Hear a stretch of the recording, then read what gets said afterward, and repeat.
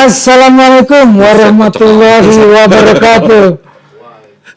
Bob lovers and Bob haters, kita berjumpa lagi malam hari ini atau kapanpun waktu Anda di studio Bob Reborn. Ya, kali ini kita sudah memasuki episode keempat, tapi seperti biasa, mari kita panjatkan doa dan puja-puji kepada Allah Subhanahu wa Ta'ala serta salam dan salawat ya.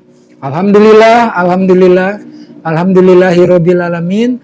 Wassalatu wassalamu ala isyrofil anbiya'i wal mursalin wa ala alihi wa sahbihi ajmain. Amma ba'du.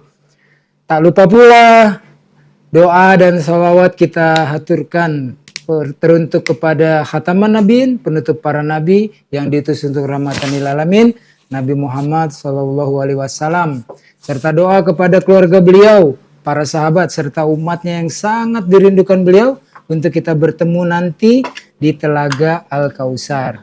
Baiklah Iwan Villa ya, kita kali ini sudah memasuki episode keempat.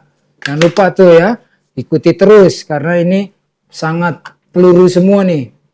Daging semua isinya, tetelan nggak ada, tulang nggak ada, minggir. Baiklah, untuk kita segera mulai waktu dan tempat, kita persilakan kepada Uncle Bob.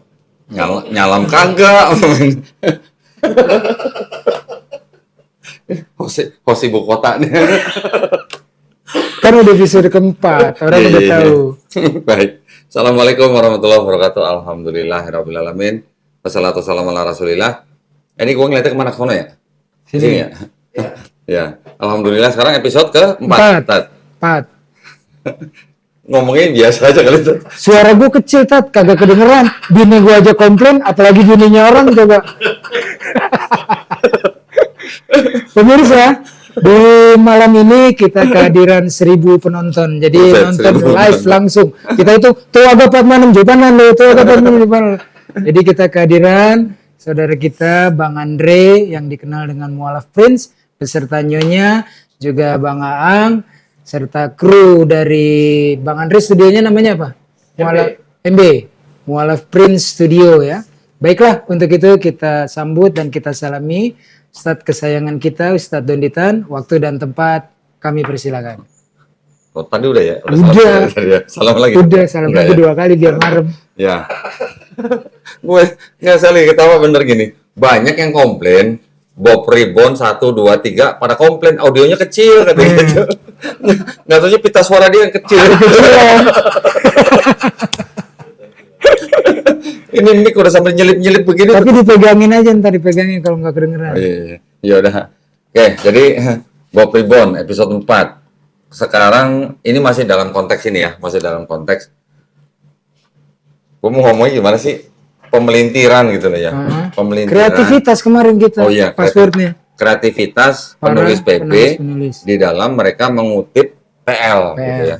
Terakhir kalau nggak salah kita udah ngomongin apa ya? Hak Almah ya. Almah. Nah, Almah. Jadi Singa muda. Buat anak keduanya daripada Nabi Yesaya diaku-aku sebagai buat Yesus. Itu kan di Matius kan.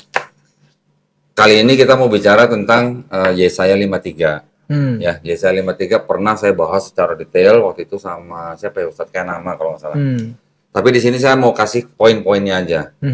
Poin-poinnya dalam arti bagaimana penulis PB ini, atau ya boleh dibilang dalam hal ini kekristenan, menganggap atau klaim bahwa Yesaya 53 itu adalah nubuat untuk Yesus. Oke. Karena ada beberapa ayat yang mengatakan ya ada yang bilur-bilurnya lah gitu ya. Terus apa namanya? Ya pokoknya menderita gitulah. Dianggapnya menderita untuk orang Kristen gitu. Dulu waktu saya di gereja juga begitu. Jadi setiap kali kita misalnya puji-pujian atau apa, selalu kita menyebut-nyebutnya bilur-bilurnya menyembuhkan kita, ya.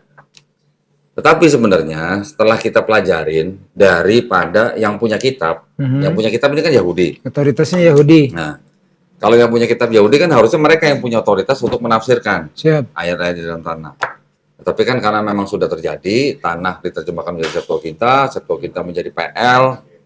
Septuagintanya dirubah oleh bapak-bapak gereja, akhirnya menjadi PL, jadi seolah-olah Septuagintanya ini berbicara mengenai Yesus di PB, gitu kan. Nah, sekarang nanti kan kita lihat beberapa poin. Kalau boleh saya bilang ini adalah sanggahan daripada Yahudi. Oke, bahwa ini bukan untuk Yesus. Oke. Ya, jangan sedih gitu katanya. Ya.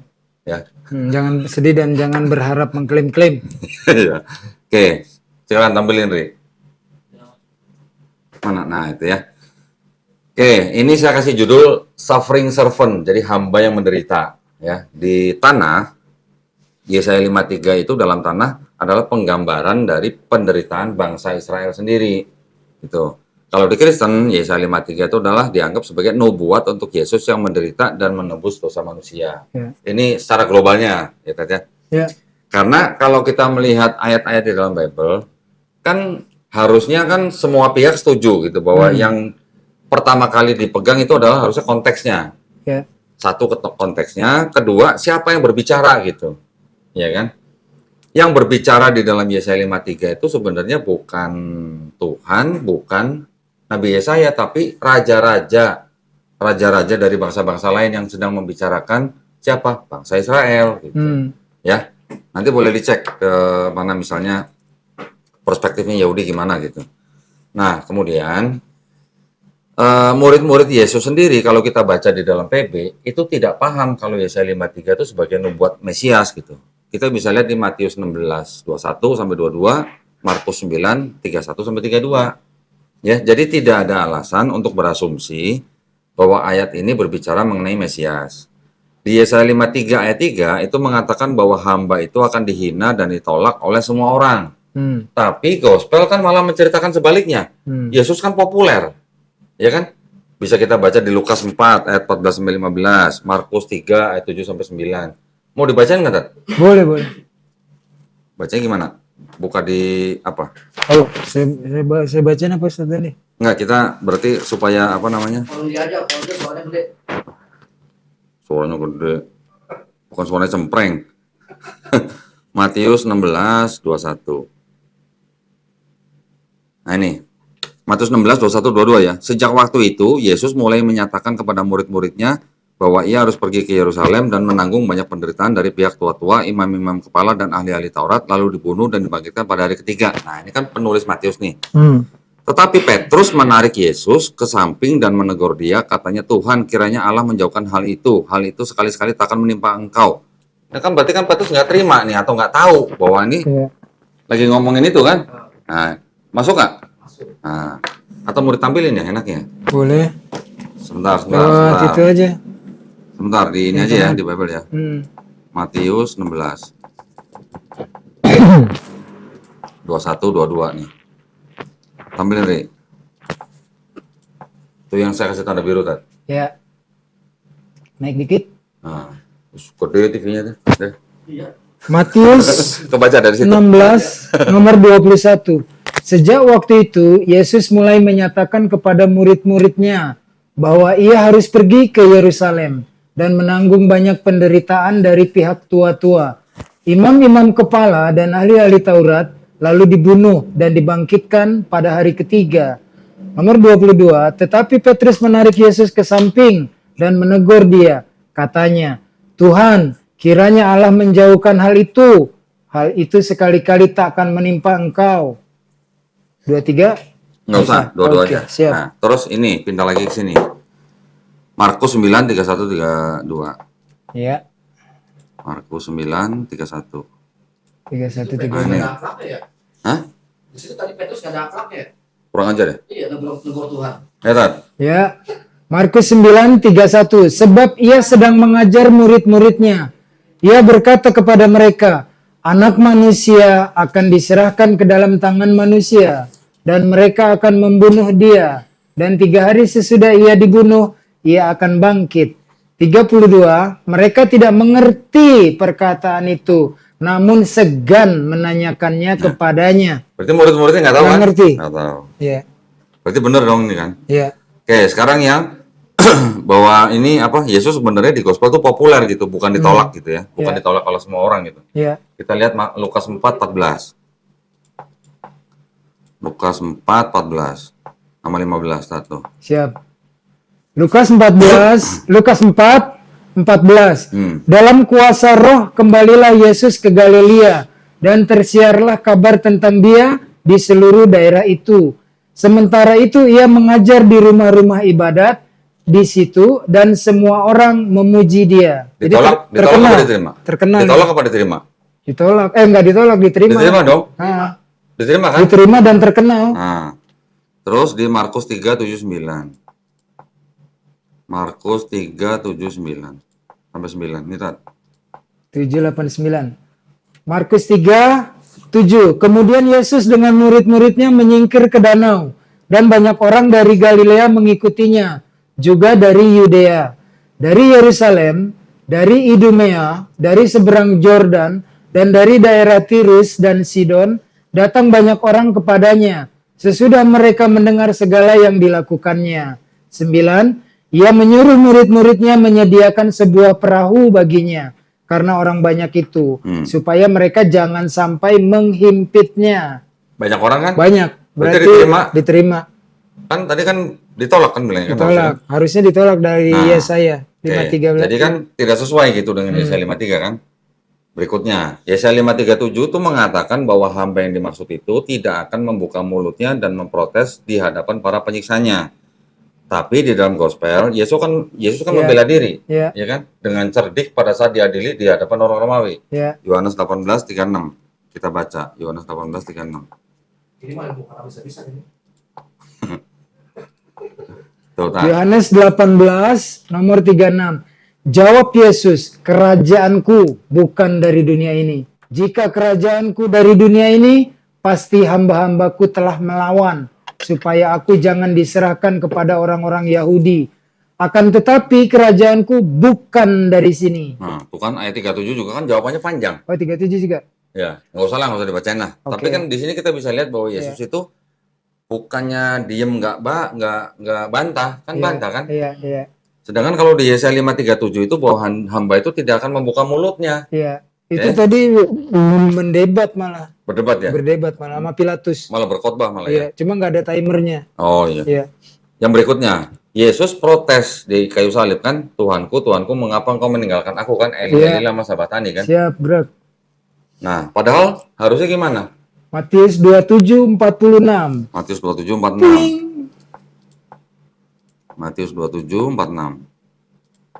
Nah, ini kan? Kira-kira jam 3 berserulah Yesus dengan suara nyaring.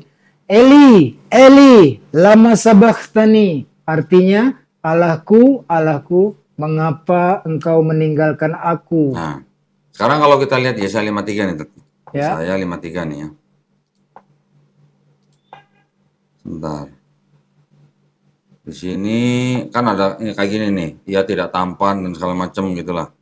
Rupa pun tidak, ia dihina dan dihindari orang, sangat dihina sehingga orang menutup mukanya. Emang ada orang menutup muka lihat Yesus?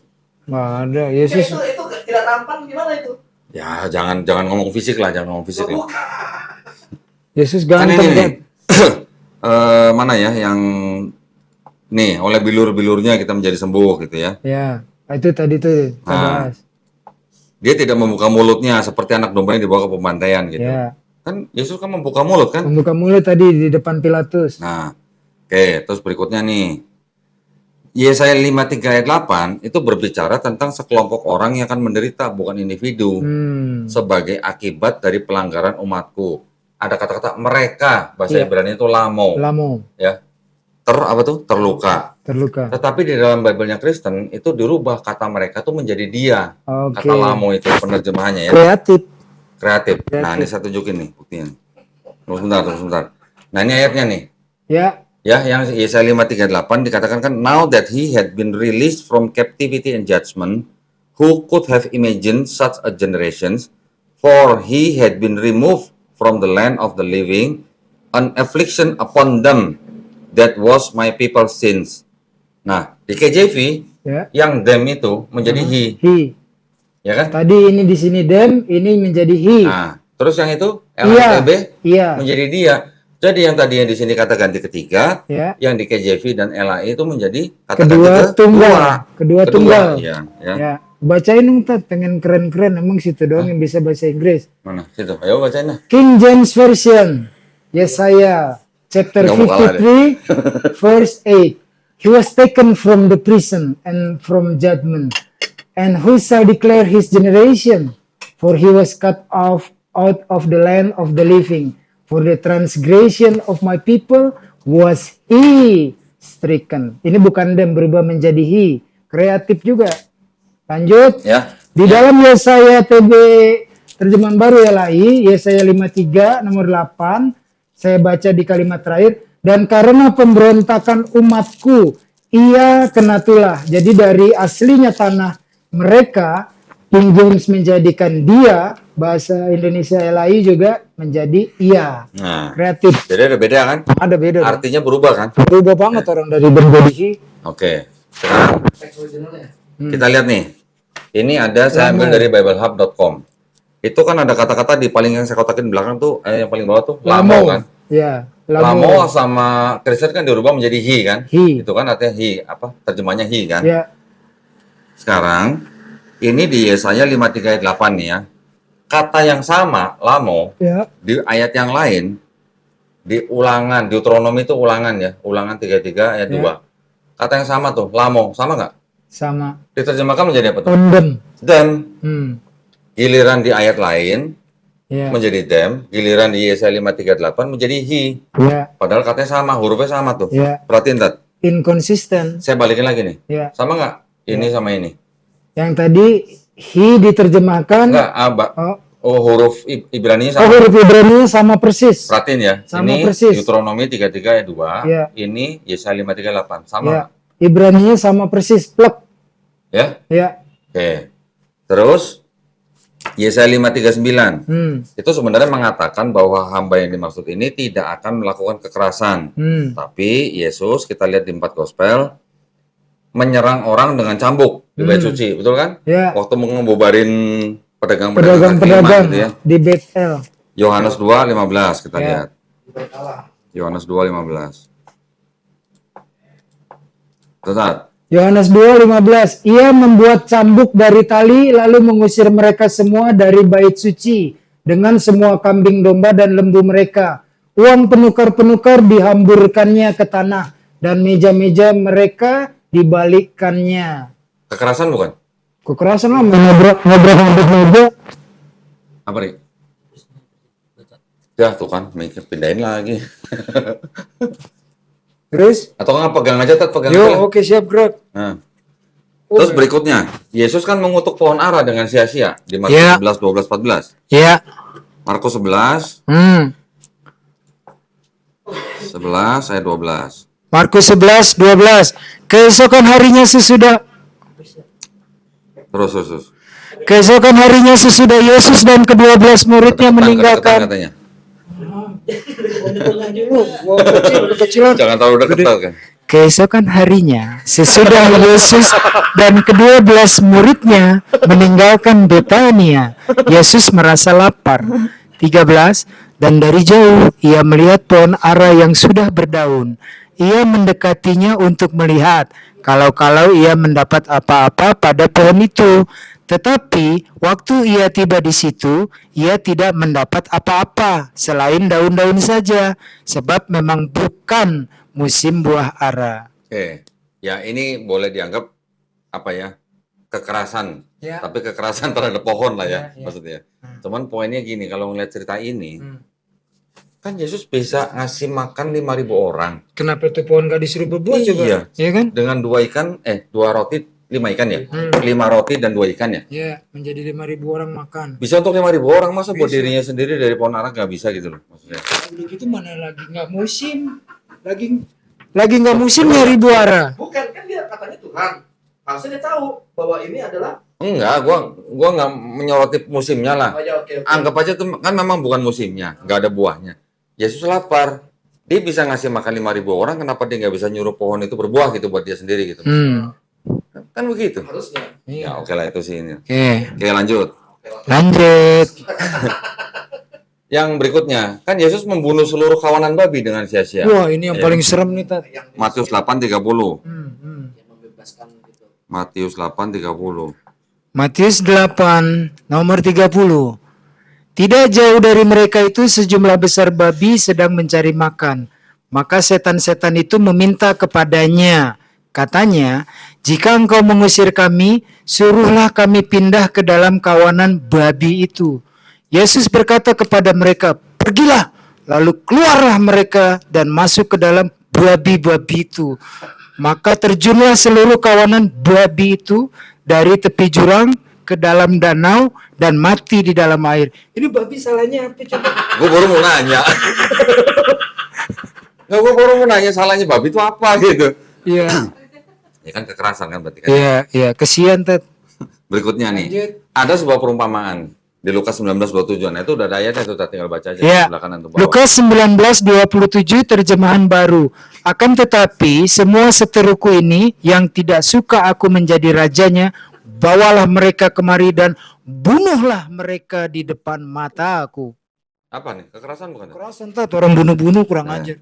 Jadi kalau dibilang hamba yang dimaksud itu tidak melakukan kekerasan, tapi cerita di gospel menceritakan sebaliknya kan? Gitu. Berikutnya, Ya. Yesaya 5:39 mengatakan bahwa hamba ini tidak akan mempunyai tipu daya di mulutnya. Namun Yesus bertentangan dengan dirinya sendiri dalam Yohanes 18:20 karena dia selalu mengajar secara diam-diam. Ya. Kita bandingin ya Ted ya, Yohanes Siap. 18:20 dulu ya. Siap, gerak. Yohanes 18:20. Nah, apa tuh? Yohanes 18:20. Jawab Yesus kepadanya, aku berbicara terus terang kepada dunia. Aku selalu mengajar di rumah-rumah ibadat dan di bait Allah, tempat semua orang Yahudi berkumpul. Aku tidak pernah berbicara sembunyi-sembunyi. Oke, catat ya. Ya. Ini kan tidak pernah bicara sembunyi-sembunyi kan. Siap, gerak. Kita lihat yang ayat yang lain, Markus 4:10.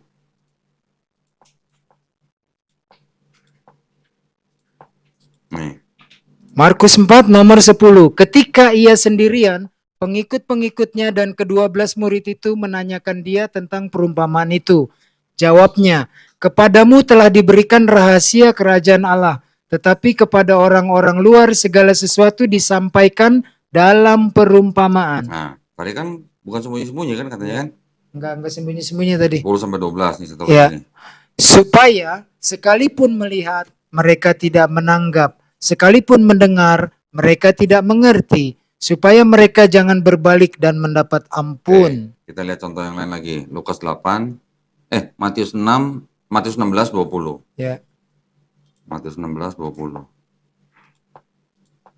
Nih, Matius 16 nomor 20. Lalu Yesus melarang murid-muridnya supaya jangan memberitahukan kepada siapapun bahwa ia Mesias. oke, terakhir Lukas 8:56. Lukas 8:56. Lukas 8:56. Dan takjublah orang tua anak itu. Tetapi Yesus melarang mereka memberitahukan kepada siapapun juga apa yang terjadi itu. Nah, kita balik lagi tadi yang Yohanes berapa tadi? 18:20 ya. 20. Sama nggak? Kan aku tidak pernah berbicara sembunyi-sembunyi. Iya, tapi ini di sini berterus terang. Ya, jadi berbeda gitu dengan yang Iya. dimaksud atau yang ditulis di dalam. Kontradiksi itu kenapa tanda Yesaya tanya 39 lupa ya. ditulis? Tar dulu yang tengah juga belum. Oke, siap, gerak. Nah, Yesus memberitahu orang-orang Romawi bahwa kerajaannya hanyalah kerajaan rohani di Yohanes 18:36 kan. Ya, Namun memberitahu para pengikutnya untuk membeli pedang. ya. Buat apa beli pedang? Mungkin ngupas bawang? Dia mau jago nih. Kan mau ditangkap. Ya. Dia beli pedang buat perang lah, Tat. Makanya. Makanya masa buat ngupas pedang? Ngupas bawang. Nah, jadi kan beda kan? Beda dong. Artinya di Yohanes 18:36 kita baca tat. Ya. Yohanes Lukas 18:36. 22:36. Enggak, 1836. 18:36. 18:36. Sorry. dulu nih. Yohanes 18 nomor 36. Nah, kan dikatakan gini. Jawab Yesus, kerajaanku bukan dari dunia ini. Jika kerajaanku dari dunia ini, pasti hamba-hambaku telah melawan, supaya aku jangan diserahkan kepada orang Yahudi. Akan tetapi kerajaanku bukan dari sini. Nah, Tapi sekarang- tadi nyuruh muridnya beli pedang. Nah, iya makanya kita bandingin dengan Lukas 22:36. Ya. Lukas 22:36. Nah, Ya. Jawab mereka, suatu pun tidak, katanya kepada mereka. Tetapi sekarang ini, siapa yang mempunyai pundi-pundi, hendaklah ia membawanya. Demikian juga yang mempunyai bekal. Dan siapa yang tidak mempunyainya, hendaklah ia menjual jubahnya dan membeli pedang. Kan dengan hubungannya dengan kerajaan rohani kan bertolak belakang gitu loh. Yoi, Betul kan? yoi. Kalau kerajaannya kerajaan rohani ngapain beli pedang gitu Nggak maksudnya. boleh dong. Ya. Yoi. Oke, yang terakhir Yesaya 5:3-10 dikatakan bahwa hamba itu akan mempunyai keturunan dan berumur panjang. Di sini blundernya kalau pegang ini Nah. sebagai Jadi maksudnya gini, apa? Nubuat. Kristen menggunakan Yesaya 5:3 dianggap sebagai nubuat untuk Yesus, tapi ayatnya dipilih-pilih, nggak semua. Iya, itu Giliran- namanya cherry picking. Nah, Pilih-pilih namanya cherry tebu. picking. Jadi artinya out of context. Iya. Kemudian Kristen juga tidak peduli gitu. Siapa Iya. sebenarnya yang bicara di Yesaya 5:3 Iya. itu, Tat? Ya, Ya, Tat, kembali dulu Tat. mana? Yang tadi. Nah, ini di Yesaya 5:3-10, Hmm. hamba itu akan mempunyai keturunan dan berumur panjang. Ini nggak mau dipakai. Itu. Harusnya kan semua pakai dong. Nah, Berarti itu. kalau mau pakai ini, Yesus berketurunan. Iya. Kalau mau pakai ini. Iya. Yoi. Maksudnya gitu, makanya saya kasih tanda tanya. Ada nggak cerita di gospel Yesus punya keturunan? Nggak ada. Gitu ya. Lanjut. Lanjut. Jadi hamba yang menderita yang dimaksud di dalam Yesaya 5:3 itu, menurut perspektif yang punya kitab atau Yahudi, itu apa? Bangsa Israel. Nah tuh, konteks pasal-pasal di sekitarnya adalah tentang orang-orang Yahudi yang menderita di tangan orang-orang bangsa lain, tetapi pada akhirnya ditebus oleh Tuhan. Tuhan. Yesaya mengidentifikasi hamba tersebut adalah orang Yahudi. Siap. Ada di Yesaya 41, 8-9, Yesaya 43 ayat 10, Yesaya 44 ayat 1-2, kemudian juga ayat 21, terus kemudian Yesaya 45 ayat 4, Yesaya 48 20, Yesaya 49 ayat 3, Yesaya 54 16-17. Oke. Baca semua. Nggak usah lah. Oh, ya. Udah nanti pemirsa silakan di screenshot lalu dicari sendiri, dibuktikan. Kedekatan, Tat. Ya. Oke, berikutnya. Jadi pemirsa bisa Bangsa mencari Yahudi sendiri. sering diidentifikasi sebagai suatu individu. Maksudnya apa? Jadi menyebut bangsa Yahudi itu sebagai sebagai individu gitu loh. Ya, ini kita lihat nih sebentar. Nah, itu ada di Ulangan 32, Hosea 8 ayat 3, Hosea 14 5-6, Yeremia 50 19, Keluaran 4 22 dan lain-lain. Iya. Jadi bangsa Yahudi sering diidentikan dengan sebuah individu gitu. Ya, pemirsa, jadi selain ini di screenshot, dianalisa, konsepnya dari Ustadz Dondi adalah perbedaan maksud dari pemilik tanah yaitu otoritasnya Yahudi, lalu berbedanya dengan kekristenan, dalam hal ini perjanjian baru. Itu Ya. yang paling penting ditangkap. Oke, nah di akhir pasal ke-52, bangsa Yahudi akan ditinggikan di zaman Mesianis. Ya, itu juga bisa dibaca di Yesaya 61-3, ayat 10, ayat 14-15, pasal 61 ayat 6-9, pasal 62 ayat 2-3, kemudian di kitab Zefania 3-19-20, Nahum pasal 2 ayat 2. Ya. Oke. Oke. Berikutnya, bangsa-bangsa dan raja-raja akan tercengang bila hal ini terjadi. Nah, itu bisa dibaca di Mika 7 ayat 15-17, Yesaya 41 ayat 11, dan Yeremia 16-19. Oke, berikutnya, pasal 53 itu merupakan lanjutan dari pasal 52, betul dong? Bangsa-bangsa mengungkapkan keterkejutan mereka, siapa sangka apa yang kita dengar gitu loh. Ya. Ya. Pasal ini itu dilanjutkan dengan pengakuan yang akan dibuat oleh bangsa-bangsa di masa depan ketika mereka dihadapkan dengan sifat sebenarnya dari hubungan mereka dengan orang-orang Yahudi. Oke. Kemudian mereka akan mengakui bahwa mereka telah menganiaya orang-orang Yahudi sepanjang sejarah. Bisa dibaca di Yeremia pasal 10 ayat 25. Bangsa-bangsa akan mengakui bahwa orang-orang Yahudi menderita akibat keberdosaan kita atau akibat dari dosa kita gitulah. Singkatnya ya. Berikutnya, mereka mengira dengan menjadikan orang Yahudi sebagai kambing hitam, masalah mereka sendiri akan diringankan. Bangsa-bangsa akan mengakui bahwa sepanjang sejarah merekalah yang mendasarinya penganiayaan terhadap orang Yahudi dengan asumsi mereka bahwa Tuhan telah menolak Israel. Bisa dibaca di Yeremia 50 ayat 7. Siap. Berikutnya, panjang nih Tat. Oke, gantian kalau capek. Nah, orang-orang Yahudi menjalani penderitaan mereka tanpa menolak Tuhan. Itu dari Mazmur 44 ayat 12 sampai 23. Ya. Satu alasan penderitaan orang Yahudi adalah sebuah ujian, seperti dalam Kejadian 22 untuk menyucikan dan menguatkan mereka. Oke. Kemudian, dengan melewati ujian sejarah ini, orang-orang Yahudi akan memenuhi tujuan dan kehendak Tuhan mewujudkan transformasi dunia. Siap gerak. Tambahin lagi, untuk menanggapi klaim Kristen bahwa Yesus akan menggenapi nubuatan mesianis ketika dia kembali kedua kalinya, ini mungkin agak sedikit bergeser, Oke. tapi masih ada hubungannya dengan Yesaya 53 lah ya. Oke. Kan dianggapnya ini kan Yesus sebagai Mesias, diklaimnya kan sebagai Mesias, yang sudah menyelesaikan misinya, terus kemudian diangkat, kemudian kan balik lagi, ya kan? Nah kita baca, ini adalah apa namanya, sanggahan lah ya Iya. dari. Ini sebenarnya di episode sebelumnya udah disebut nih. belum, ini belum. Udah. Enggak, Waktu itu maksudnya Mesias tentang ada. Mesiasnya bukan Tuhan. Ya, tapi Dan dia belum turun. ya, Ya. waktu itu yang disebutkan adalah kondisi-kondisinya. Ya, Nah, kondisinya. ini adalah bantahan dari Tanakh gitu kan. Oke. Tanakh itu tidak pernah berbicara tentang kedatangan Mesias yang kedua kali. Ya. Ya, jadi Tanakh hanya berbicara Mesias itu nanti akan datang dengan kondisi A, B, C, D, E, Ya. tapi datangnya cuma sekali. Ya. Bukan habis datang terus diangkat terus datang datang lagi gitu, lagi. bukan begitu. Tidak. Tanakh nggak pernah cerita begitu. Iya, iya. Oke. Oke. Terus semua ayat-ayat mengenai Mesias dianggap oleh umat Kristiani sebagai nubuatan kedatangan kedua kan. Ya. Itu mempunyai perspektif yang pertama yang akan datang. Ya. Mereka berbicara tentang seorang yang akan datang, bukan kembali gitu. Oke. Ya, Paham. ya. Berikutnya, kedatangan yang kedua kali itu dapat diklaim sebagai Mesias yang gagal. Ini menurut orang Yahudi nih. Iya.